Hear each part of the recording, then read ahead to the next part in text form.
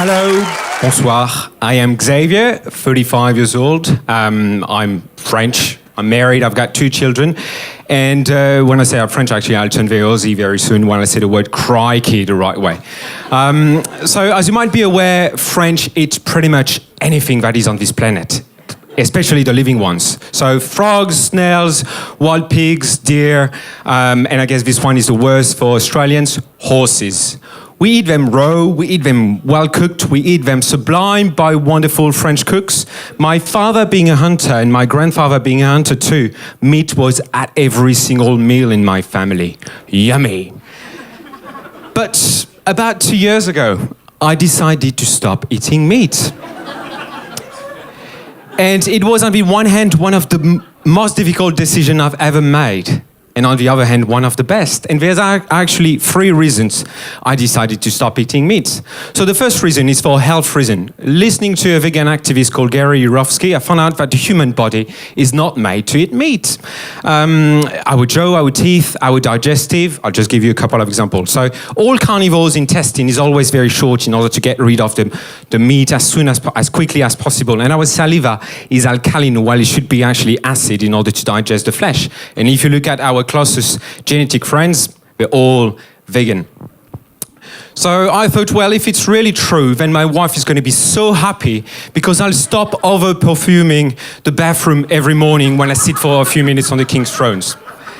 Then I realized, well, no, that's not possible because I had started triathlon and I needed my body to cope with all that exercise. Well, I was wrong again because there's actually more protein in grains with nuts and vegetable than meat itself.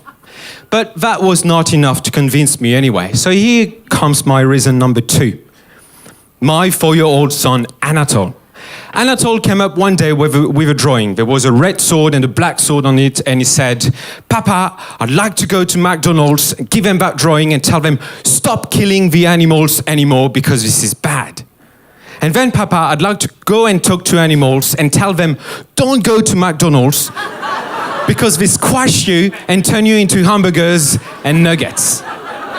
There you go, in the mouth of my 4-year-old child.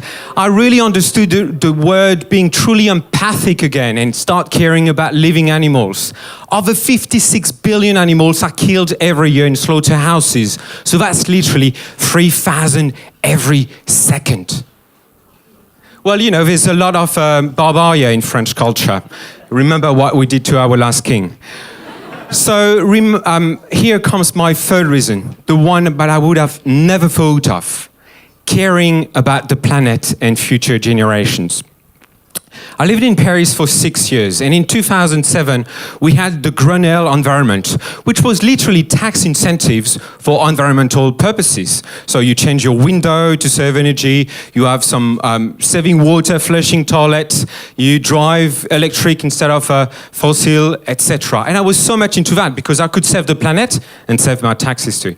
But that was pretty much a drop in the ocean, because by far the largest polluter on this planet is livestock. Livestock and their byproducts represent about 51% of whole greenhouse gas emission, while all transportation combined represent 13% only. How could I miss that? Animal agriculture uses range about 200 trillions of water every year. So literally to produce 1 kilogram of meat, you need the equivalent of 10 months of shower. 10 months of shower. And that's even including the water you need to produce the 25 kilograms of grain to produce the 1 kilogram of meat. So, livestock, thank you. Livestock covers about 30% of the Earth's total land, and there's an equivalent of 7 football fields that are bulldozed every minute to put livestock of their products. So now I can say that I'm a true environmentalist, and thanks to my son Anatole and the denial of my roots, I now save 40,000 liters of water, 150 kilograms of grains, 200 square feet of forested land, 70 kilograms of CO2 equivalent, and at least 3 animals' lives every single week of my life. And that makes me happy. Thank you.